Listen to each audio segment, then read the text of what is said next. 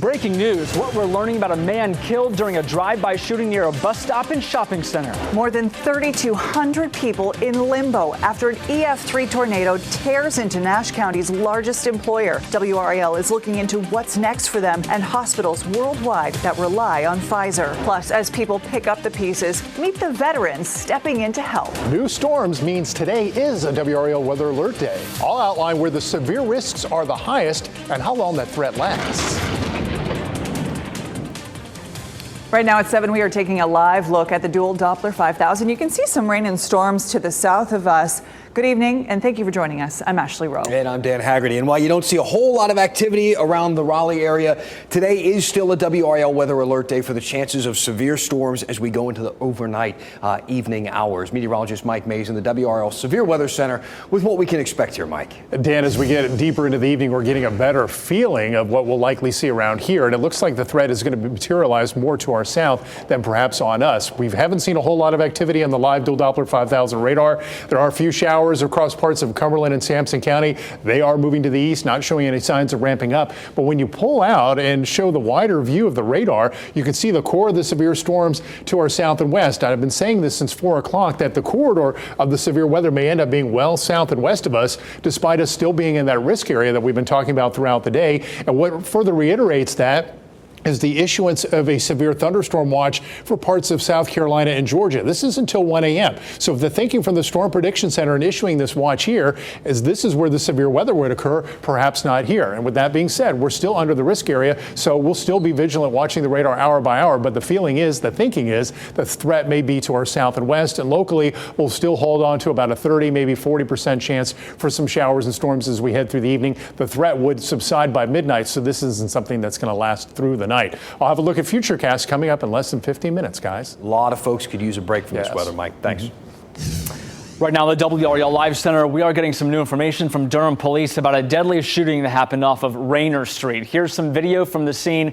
We first broke this a couple of hours ago, but just now confirming the man who was shot near that bus stop, and you see all the scene and the investigators out there taken to the hospital. That's where he died. This is an active investigation. No arrests have been announced at this point. It's possible, and it's looking like this may have been some sort of drive-by shooting, but we are waiting for police to confirm all of that. And investigators believe that's exactly how this unfolded in front of that shopping center. They're speaking with witnesses who heard several gunshots ring out. Also, ShotSpotter, that alert went to police, notifying them about what was going on there in the 1000 block of Rayner Street. We don't know the name of the victim, the man who was killed, and it's unclear right now any details about the possible suspect in this case or vehicle. They may have been driving. Updates on this breaking story in Durham as we get it in the Live Center. All right, keep us updated, Mark. Thank you. Right now, Pfizer is assessing, well, all of this, the damage done to its facility in Rocky Mount. And keep in mind, this is Nash County's largest employer. More than 3,200 people work here, and it supplies certain types of drugs worldwide. WRAL's Matt Tallhelm is working to find out what will happen to their jobs. This is one of the largest production facilities of its kind in the world, making sterile injectables for hospitals and medical facilities. The sign right there says it all. This site is closed, and Pfizer tells me it will stay closed until further notice. Pallets of products remain on the racks, now curved and collapsed beneath what's left of the roof ripped from the storage and distribution building at Pfizer's Rocky Mount facility. And it looks like a bomb went off. Oh my God, dude. This video shows the tornado as it spun debris through the parking lot of the plant. In a tweet, the company's CEO describes the damage as tremendous. He says, "We are working urgently to determine the best way to get back online as quickly as possible while ensuring the safety of our people." We're happy that we're safe. We're happy that everything didn't get tore up, but we are worried about coming back to work. It's another blow to the workforce in Rocky Mount. Last year, QVC decided not to rebuild its distribution center in the city after this massive fire. That put nearly 2,000 people out of a job. Undoubtedly, there's going to be an economic impact to this. Alan Chesser represents Nash County in the State House. During a visit to see the damage at the Pfizer plant, I asked him if this latest disaster could lead to more job losses in the community. What's your confidence that they're going to rebuild this, that this will be back open and these people people will have jobs still. I'm very confident that Pfizer is going to stay right here. State and local officials tell us they're working with Pfizer to determine what workers and their families will need while the plant is shut down. We don't need to rush it. We need to make sure that we do everything right.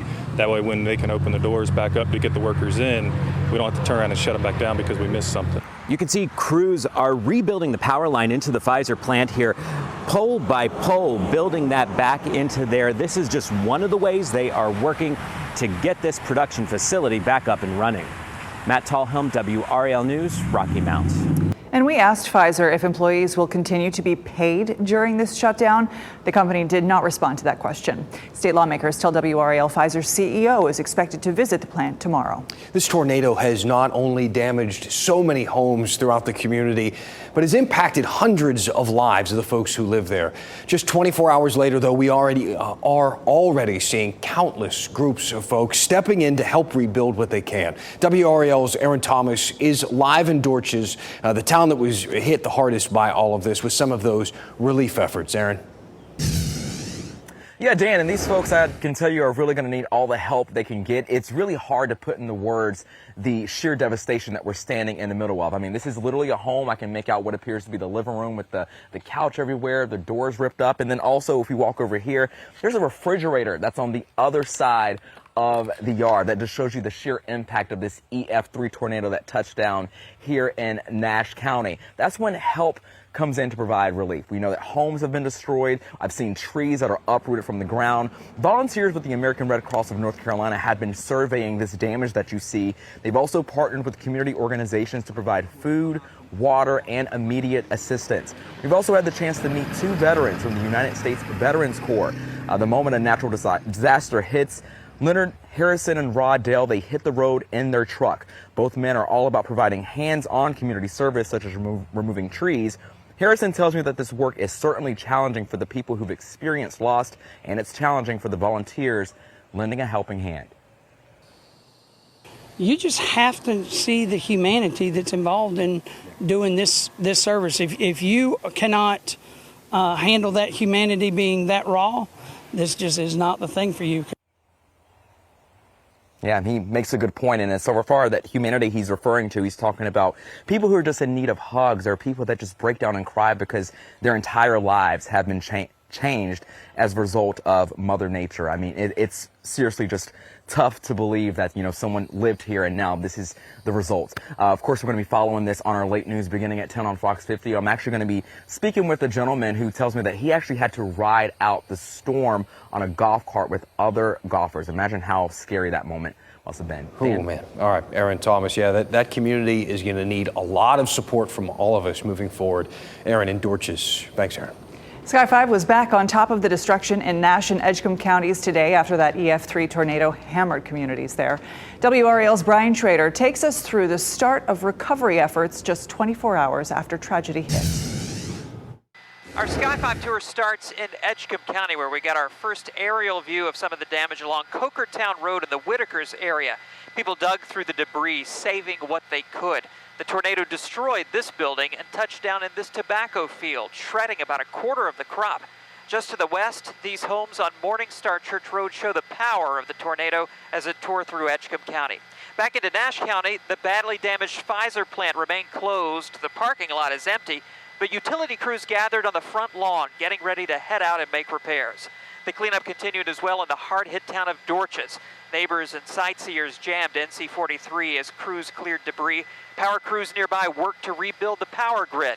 Tarps covered homes lucky enough to have a roof, but for many people, this was the first full day of a long recovery. In Sky 5, I'm Brian Schrader, WRAL News.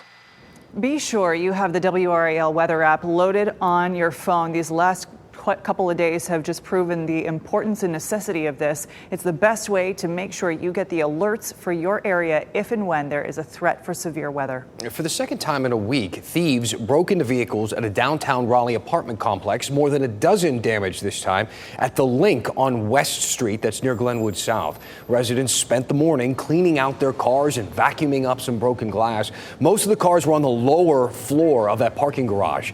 Madison Malik left for work around 9:30 this morning, but she didn't get very far. 3 windows were busted out, everything taken, any kind of prescriptions, took my AirPods, even took my pickleball racket.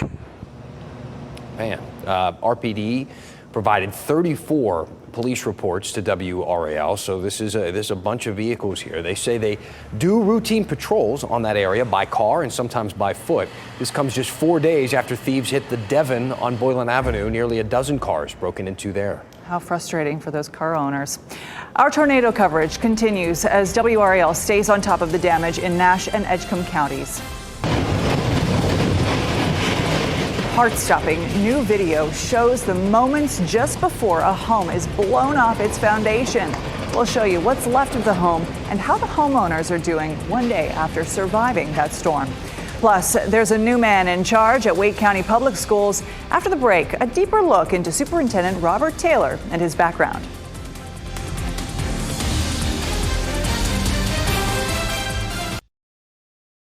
State House and Senate leaders are moving closer to a deal on allowing more casinos in North Carolina. The proposal will allow casinos in Nash County, Anson County, and Rockingham County. A fourth casino could be added in the eastern region of the state to be run by the Lumbee tribe. The casinos would be part of what lawmakers are calling entertainment districts that will also include hotels, bars, and restaurants. The counties were chosen after an economic impact study. House Speaker Tim Moore says he is hearing positive feedback from the leaders in the aforementioned counties. You're seeing a lot of rural legislators, particularly those whose areas would benefit from this. You look up in the northeastern part of the state, you look down around Anson County, those two particularly, which really have some significant challenges. And the response that we're hearing from legislators from those regions has been supportive. The deal will also legalize what are called video lottery terminals. These terminals would be similar to video poker or fish tables, but they would be run by the State Lottery Commission. The state would license gaming machines and then get a cut of the revenue. Those not licensed will be confiscated. The new school year will be here before you know it, and we're learning a bit more about the next Wake County Schools superintendent. Longtime Bladen County superintendent Robert Taylor will be taking over the job later this year. In January, Taylor was in the news in Mississippi. The state Senate there refused to confirm his nomination as state schools chief.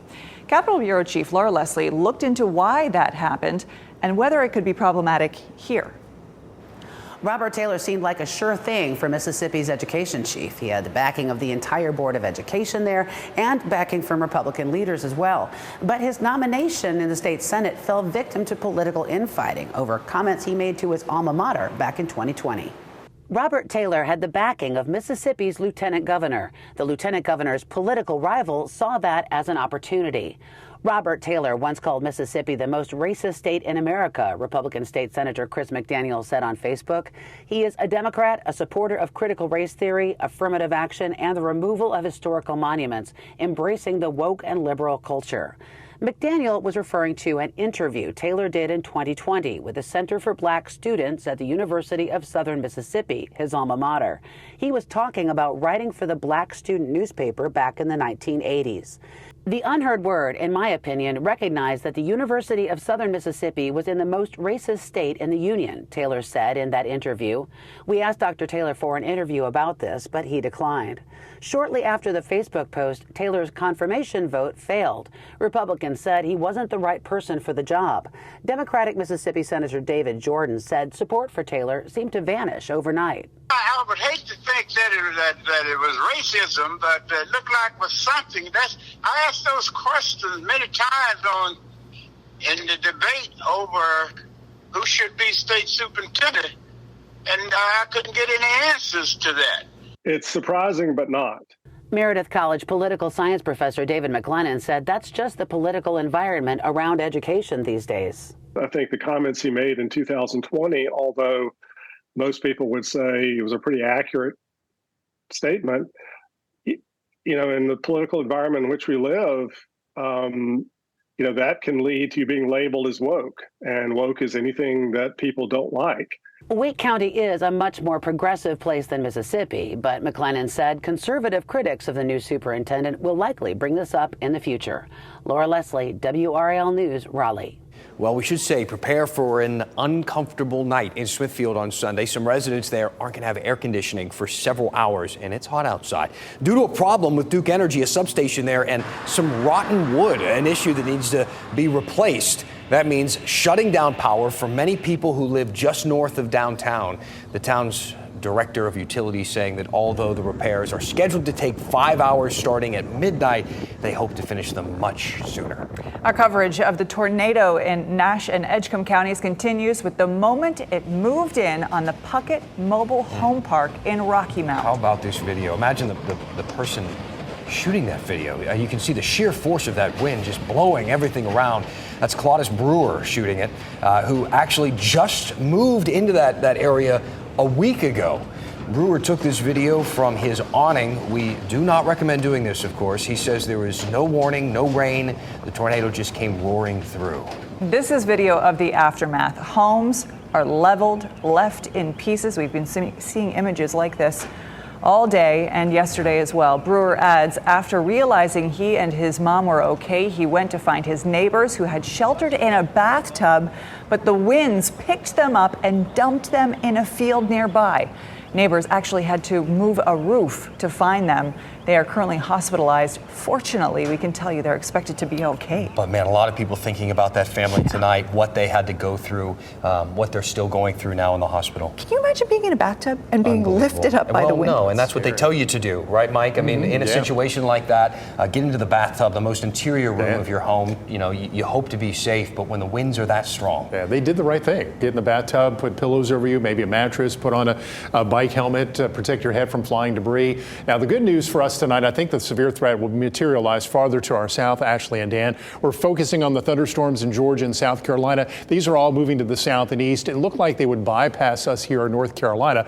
Nonetheless, I will monitor the radar throughout the evening to see if we'll see anything develop here. There were showers trying to develop in Sampson County. They have fallen apart. The closest activity that looks anything menacing is across South Carolina for Florence, getting up toward Dillon, south of the border, getting over toward Conway and Myrtle Beach. That will all pretty much pass south of us. So as of this moment, we look okay. Latest run of Futurecast coming in. This is our most reliable model, and it's not showing much of anything locally. It's South Carolina and Georgia that's seeing the lion's share of the activity. Now, I talked last night at 10 on Fox 50 and 11 on WRAL. The way these complexes develop, these thunderstorm complexes, the models have a very hard time cueing in on how they'll develop and how they'll move through a region. So even though the model doesn't show a whole lot, we'll still watch to see if we see that 30% chance for a shower or thunderstorm materialize locally. We're seeing most of the activity developing to our south. So that means our level 1 and 2 threat may be a moot point if all this develops south of us, where there are severe thunderstorm watches in effect till 1 a.m. And me seeing that makes me think that's where the Storm Protection Center is looking at the severe threat, not really at us. So I'm wondering if at some point our level 1 and 2 threat will be scaled back or perhaps even dropped. I'll let you know on social media if that's the case as soon as I find out. And thunderstorms and showers perhaps by 2 to 3 a.m. to our north and east. So right now, 87 out at RDU. It is humid, 71. We've dealt with the steamy feel, but it looks like a cold front that moves through tomorrow will bring in less humid air over the weekend. I'll point that out coming up in a second. And locally, the temperatures and the heat index still feeling like 102 in Clinton, feeling like 97 in Goldsboro, feeling like 93 out at RDU. Good idea to find your cool spot tomorrow. The temperature is going to jump up. We're forecasting 95 after our 92 today. The good news is the dew point falls back a little bit tomorrow, so we're not talking about a humongous heat index value. It only feels like 100 or so, but that's still bad enough. And then with the front tomorrow afternoon, we can't rule out a shower or storm. We'll call it about a 20% chance. Behind the front, the dew points fall. Upper 50s to about 60 on Saturday. That combined with a high around 89 shouldn't feel all that bad. So you may want to get out this weekend, maybe enjoy the pool, maybe head to the lake, play golf. 64 the dew point on Sunday. Sunday and Monday, the storm chances come back, but Saturday, we probably won't see any showers and storms. So we're still going to watch for showers and storms this evening till about midnight or so. Lows tonight will be in the low to maybe mid 70s, 73 in Raleigh, 74 in Goldsboro, 73 in Fayetteville. And tomorrow, just a plain hot day. Low to mid 90s. We'll have a northwest wind. And with a wind coming down the mountains, that tends to develop a hot atmosphere for us, that and a west wind as well. So yeah, expect it to be hot if you're working outside tomorrow. And your 7-day forecast, not a bad weekend. 89 Saturday, 90 on Sunday, 88 on Monday. Tolerable humidity. Tuesday, Wednesday, and Thursday of next week, those numbers go back up. All right. They go back up, but I'll tell you what, watching some of the weather and the heat that's going on in Phoenix and other parts of the country, I feel feel like this We're forecast, blessed. we're lucky. Anything in the 80s, yeah, we're blessed. Thanks, Mike. There is a new face to see the next time you visit the Outer Banks. Coming up, we're going to introduce you to Drifter, the latest fowl to be born at Corolla.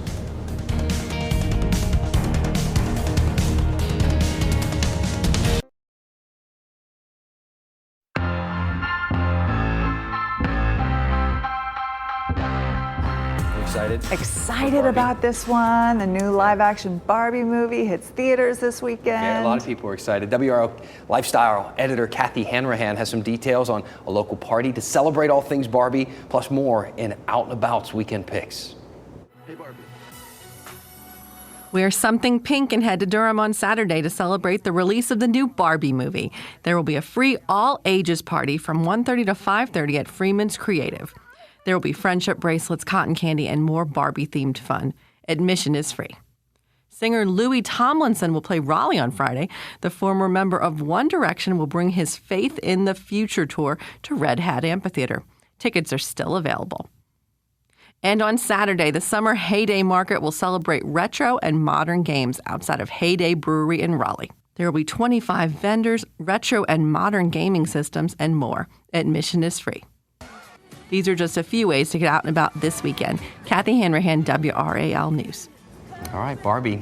Yeah? Yeah, Excited? for sure. So the herd of wild horses along North Carolina's Outer Banks is growing once again. Check this out. There is a new foal living near Corolla. His name is Drifter, born earlier this week. His birth means there are now 102 members of the herd. Drifter is one of 6 foals born this year. The Corolla Wild Horse Fund posted a message on Facebook reminding everyone, please give the horses plenty of space. Don't crowd them if you are able to see them at the beach. Added stress can cause physical problems and then also impact bonding between the mare and her foal. We have to take care of our horses. That's it for us tonight. Thanks for making WRAL your choice for local news. We'll see you back here at 10 and 11. Have a good night. Keep watching WRAL News over the air Channel 34 and Spectrum Channel 1257.